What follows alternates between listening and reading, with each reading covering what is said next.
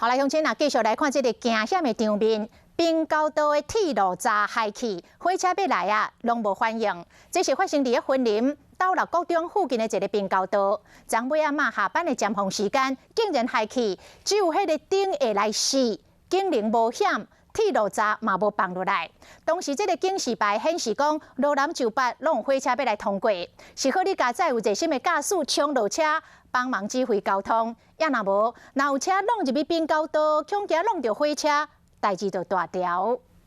下班时间一到，汽车连续通过滨高道，详细一看，滨高道顶头的警示灯已经倒啊，佫显示注意两边的车，代表路南上北拢有火车，毋过警铃无响，两边的栅栏嘛拢无放落来。是号志禁止进入，但是栅栏没有放下。 有驾驶发现，赶紧指挥交通，就惊有人无细意撞入去，弄到火车。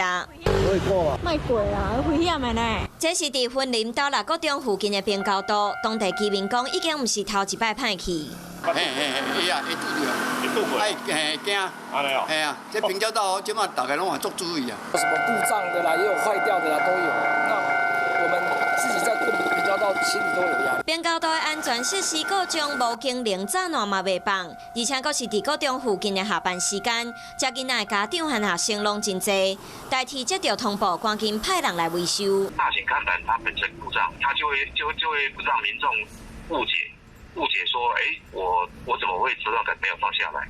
工作人员检查了，表示当时车头内底仪表是正常的，电号调整了，嘛会使运作。是安怎会向告状，佫会进一步调查。不过若是安尼向歹去，佫无人主动发现，若是有民众无细致撞入去，发生意外，后果真正是不堪设想。